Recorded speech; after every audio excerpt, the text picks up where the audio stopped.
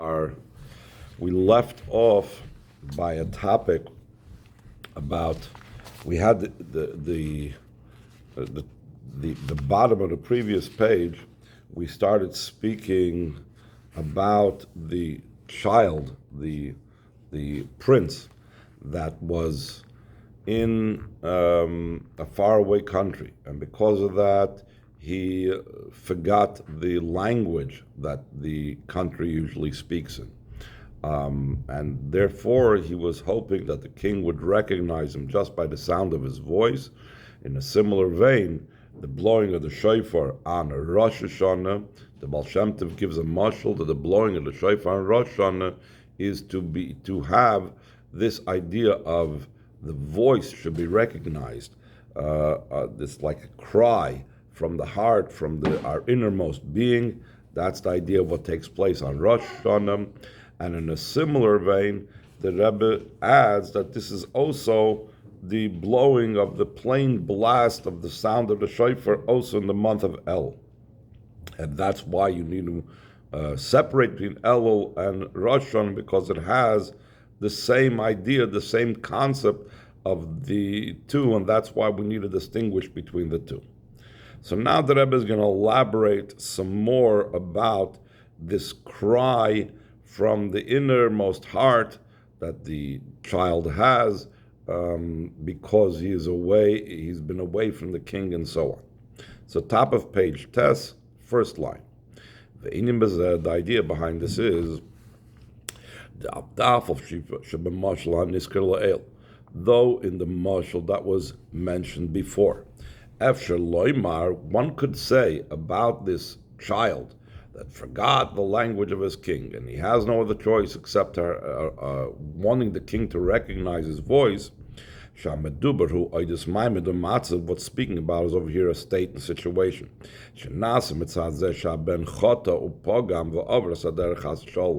It occurred because the child sinned, he blemished, he crossed the road, chas shalom. In other words, he did something wrong, heaven forbid. So the Rebbe says, that's not true. This idea that the child is in such a state where he needs to resort to the king recognize his voice is not his fault. Or he hasn't done bad. The idea of the blowing of the shofar is the idea of tshuva.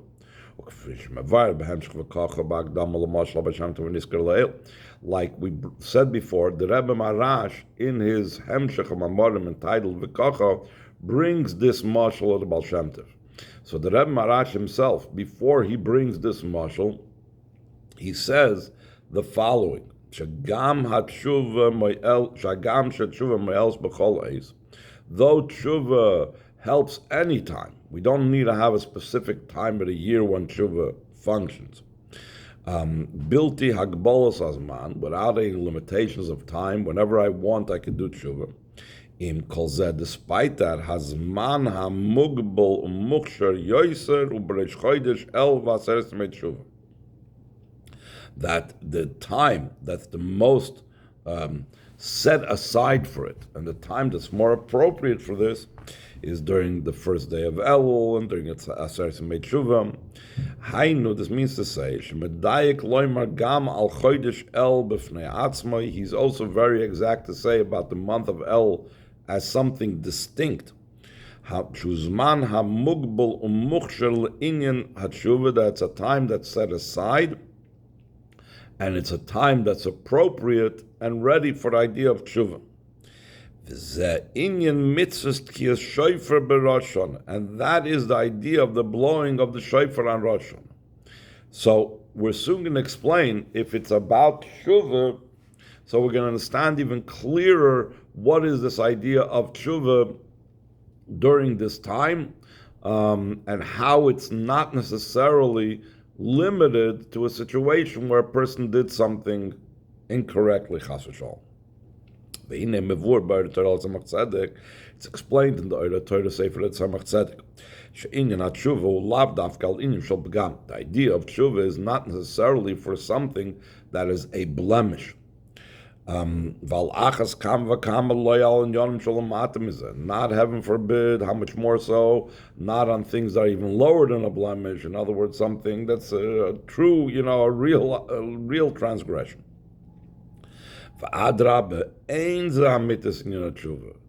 Just trying to fix up a blemish, that's not the true idea of tshuva. The idea of tshuva is like it says, return us with a complete tshuva before you, but also lefanecha is from the word panim, your pnimius. Lefanecha daika, hainu lepnimiyuscha. That's the message of tshuva. Not I did wrong and I want to be forgiven, I want to get rid of this blemish. No, I want to be returned to you in the most innermost way possible. Similar to what it says before, we brought this earlier in the Maimer. Shall we say, David Hashem, already search out my face, and your face, Hashem, I search out. In other words, the innermost level of Hashem with the innermost level of the Yid is being connected during this time when we say David Hashem, already during the time of Elul and on.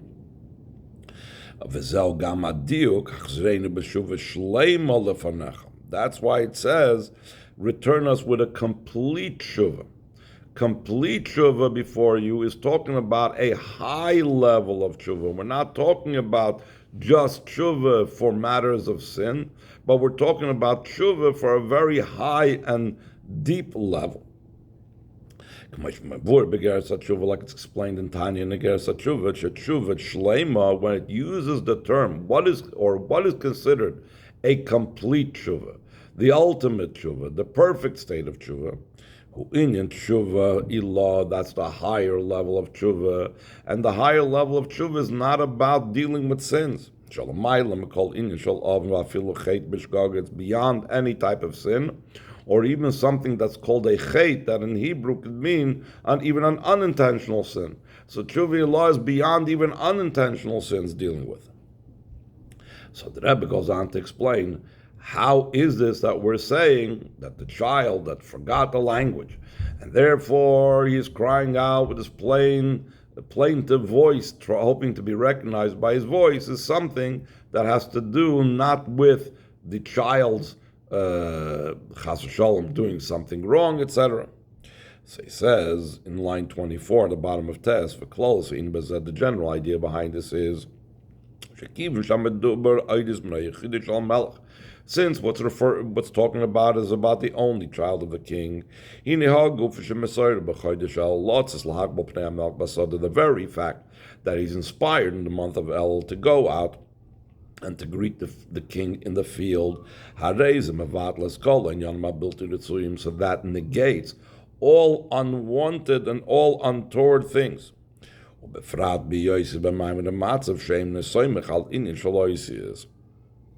How does it negate all untoward things? That's because he's not in such a state where he is relying on letters, meaning he's not even communicating via letters.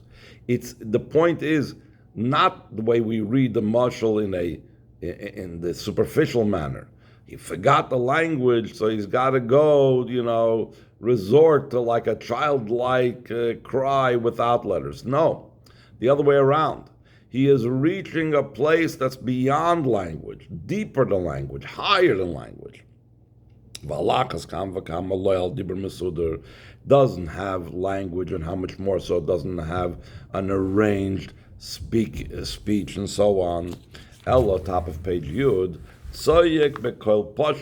he specifically cries out with a simple, pure, unadulterated voice. That's the idea of the sound of the shofar. Like it was explained earlier or mentioned earlier in the mashal of Baal Shem Tov concerning the blowing of shofar of Rosh Hashanah. So even though that is speaking about the Baal Shem Tov on this simple level, is talking about the blowing of the shofar on Rosh Hashanah. In a similar vein, it's understood concerning the blowing of the shofar in the month of El, Also is the idea of the pure sound from the depth of the heart. This indicates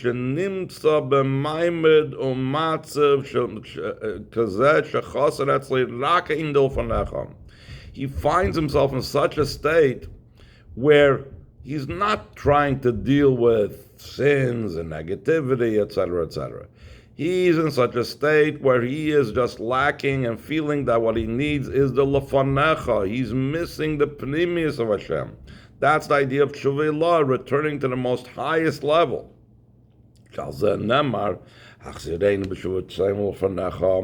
That for this we ask in davening, return me with a complete tshuva before you. For this sake, has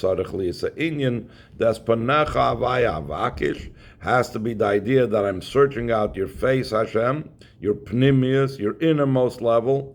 This is done via the inner level of the innermost level of the heart itself, like we spoke about earlier in Ois Beis and Mayim. So now he goes on to say further about this topic, about reaching this most deepest level, the level of the sound without giving voice and organized speech and letters and language and so on. So the Rebbe is going to address this. How does this fit in with the mashal? In the mashal, we're talking about that the child forgot the language of his father, the king. Forgetting seems to indicate a negative thing, and here the Rebbe is trying to say it's something positive, it's beyond language, etc., etc. So how are you calling it forgetting? So the Rebbe is going to give an interesting insight into this. Second paragraph on page Yud, line 11. And this matter will be understood more in detail. Concerning the sound of the shofar, though that it's explained. In many places, it's below the division of speech in letters and language. That's what's explained in a lot of places, that it's actually lower. It's actually less than. So in other words, we're missing this greater thing. And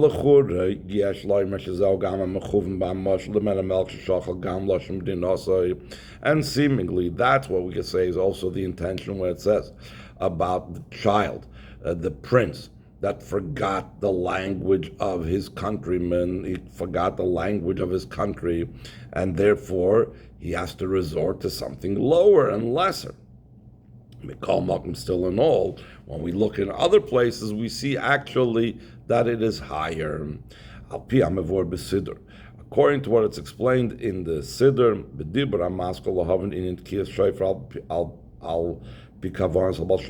that over there's a mimer entitled to understand the blowing of the shofar according to the intentions of the Baal Shem Tov, which the Rebbe writes, the Baal Tekeh should learn this mimer before blowing shofar, in other words, in the morning of Rosh Hashanah.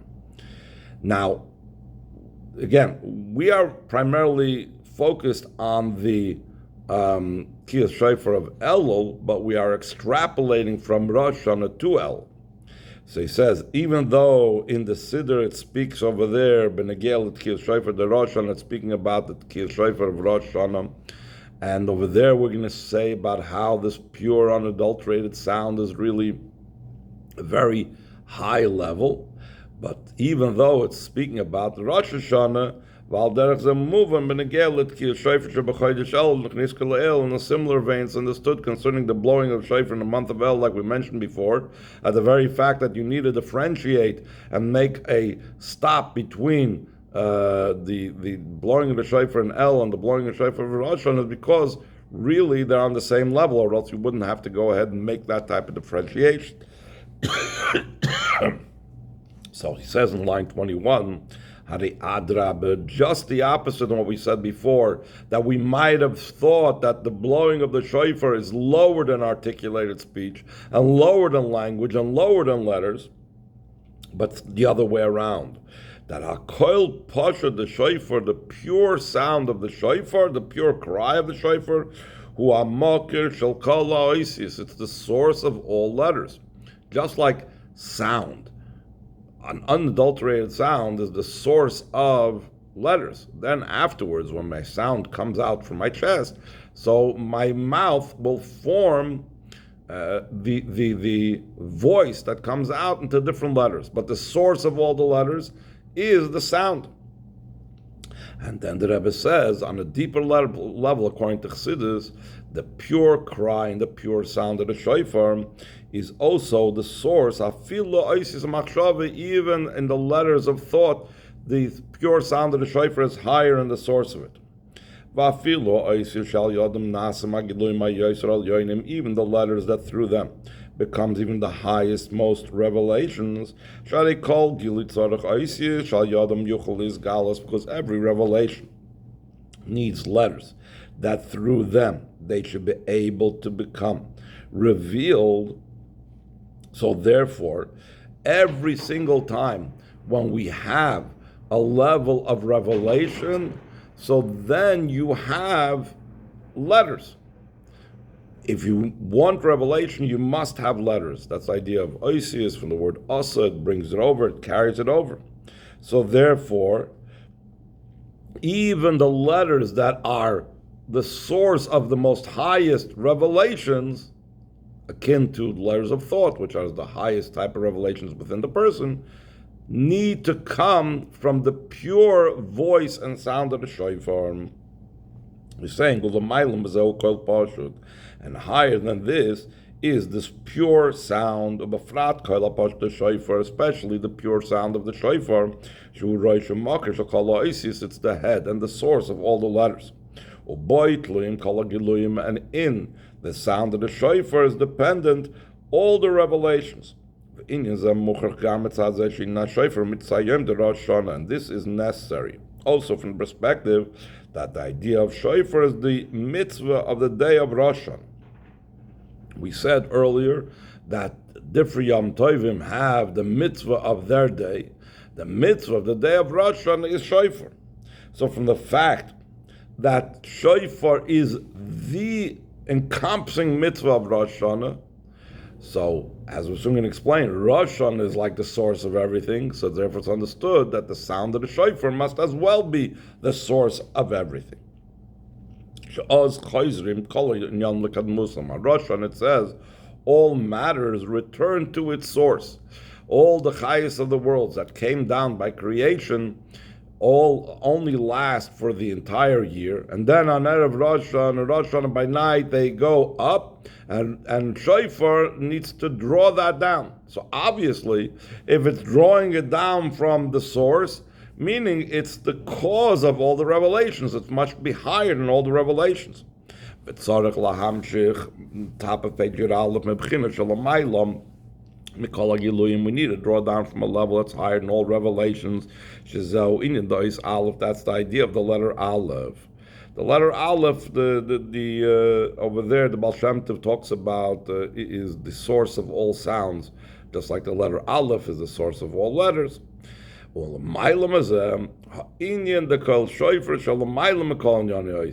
idea of the sound of shofar. It's not just the sound, which is like similar to the sound of the shofar, but it's even higher than letters, even the letter Aleph.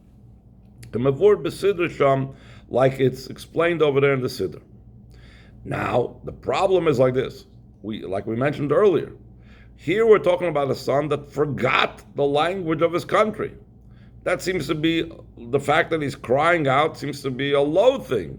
He's so far away, he's forgotten the language of his country. Here we're talking about that the cry of the shofar is higher than language, higher than letters, etc., etc. So he says, in line 4, top of page Yud Aleph, it's not contradicting the phrasing used in the mashal about the prince, that he forgot even the country's language. The Shloimer, the Rebbe says, we could say, it's similar to what we find concerning Reb Zera. He ever took upon himself, he fasted 100 fasts, or a different version is he fasted 40 fasts. So you should forget Talmud Bavli, you should forget the Gemara of the Talmud Bavli. So you should be able to learn Talmud Yerushalmi. So over there, by Reb Zera, it's understood that the forgetting was not a negative, but it was actually a positive thing for him to be able to reach a higher level of understanding and so on.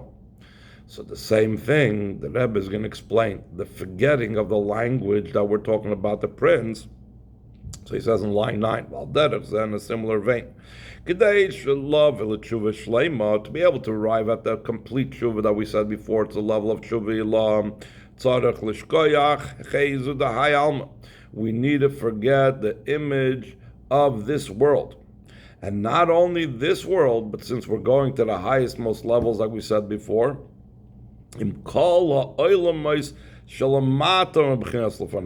have to forget all the worlds that are not that level of Lefanecha that we want to reach. We want to reach your level of the innermost level. Everything in between we have to forget about. That's what it means to forget the language of the country, completely transcend and put out of our mind totally any of these levels of revelations, because we're trying to tap into the essence. Then there could be the pure sound of the sound of Shofar of Rosh Hashanah in a similar vein. Like we said, to be able to reach the purity of the sound of the shofar of the month of Elul, we reach by putting all that aside. Like we said earlier in the Maimer, this is all a result of the drawing down the life force from the avodah of Chai El, which is connected to Rosh Hashanah, because the day of Chai El corresponds to the month of Tishrei, that at its head is Rosh Hashanah. So this Chayis of Elul brings us to the state of the Rosh Hashanah, this total connection with Hashem, L'fanechet Hashem's Primius, that's expressed by the sound of the shofar. It's beyond language and letters, etc. Any questions? Ois Daled, page Yud Aleph, line 15.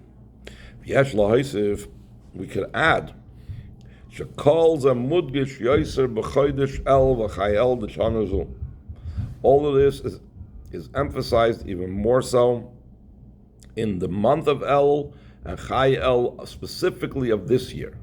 What's the significance of this year? She says, Sheboy Nasis HaChona L'Yom Tov Shel Rosh Hashanah Shechalis B'Shabbos. In this Elul and in this Chai Elul, we are preparing for a Rosh Hashanah that comes out on Shabbos. So what? What makes it unique? She says, it's explained in many places, and also in the famous Hemshech V'Amorim known as Yom Tov Rosh Hashanah that comes out on Shabbos that of the year Tafresh Samach Vav.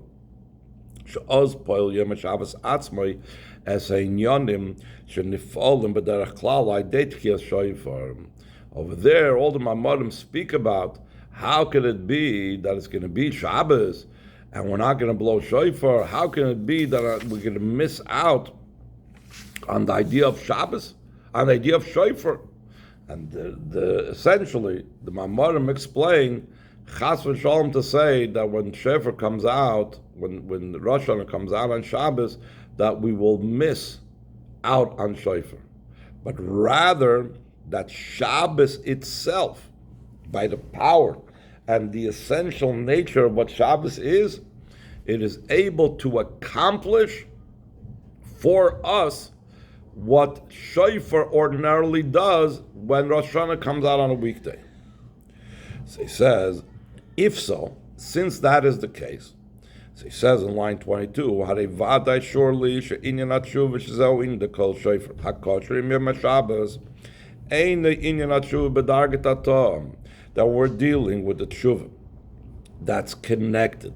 What we said before, tshuva is the idea of the sound of the shofar, and that's connected with Shabbos, is not the idea of tshuva the way it's in a lower level, el tshuva she'inyana shapru ma'aseichem. The tshuva that's associated with Shabbos is a tshuva of beautifying your actions. Because as he's soon going to explain, Shabbos is a time of delight. V'karasa l'Shabbos oinig. You call Shabbos a delight. So therefore it's a tshuva of beauty. That's what it says. Shofar, the Chazal says in the word shafru, improve or beautify. Beauty and delight are connected with each other. So on Yom Tov Shorosh and Shachalis b'Shabbos, the tshuva is in the way of beauty and delight.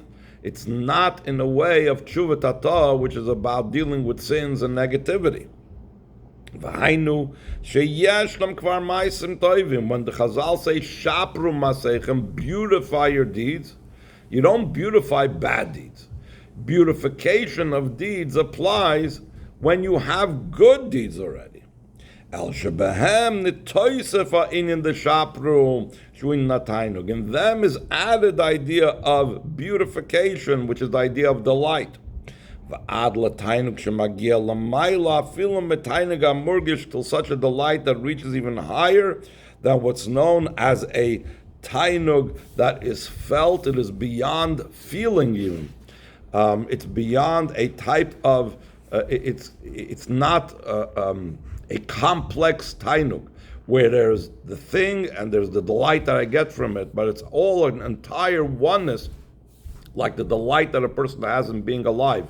He doesn't feel himself being alive, and he doesn't feel himself having delight in it. It's all united and as one. Let us learn the next few lines over here. On page Yud Beis and Ois Hey. Mamshach b'kasav, the pasuk continues, Ani ledoidi v'doidi li. After the words Ani ledoidi v'doidi li, it says Haraya b'shoshanim, the one that goes out to pasture amongst the roses. Sheyesh b'zeh shnei pirushim. There are two explanations in the word roses. What is this? This is all a mashal. What is this talking about? What's these roses that it's talking about? Pirish Arishan, one explanation the Alter Rebbe brings down the Maimer L'Chutei Torah, Sheshana Yesh Batleisar Alin, that a rose has 13 petals. Keneged Shloisha Asar Mechilin Derachim Shemizgala B'Chodesh El, corresponding to the 13 attributes of mercy that are revealed in the month of El. That's one explanation that the Alter Rebbe brings down in the second Ani L'Doidi Maimer. It's not the same Maimer that he talks about Melch Basad. It's the second Ani L'Doidi Maimer of the Torah. Or Pirish Hasheni, the second explanation in the meaning of going into pasture amongst the roses. Maimer, as Chazal say, then they teach on this, Al Tikrish Shoishanim, do not read it Shoishanim Ella Sheshoinim. Put the vowel sign in a different location, but it means the ones that study and review. Sheshoinim b'halachas, those that are studying halachas. Shu'inyan limrat Torah, the idea of Torah study. V'gam b'zeh ha'ikeru inyan ha'pnimis, also in this, the main thing is the inner aspect, the inner component of this, as the Maimer will go on to explain in the next few paragraphs what this is and what the Pnimius is about in the study, in addition to the 13 attributes of mercy that the Shoshanim is referring to, the 13 petaled rose. We'll stop over here.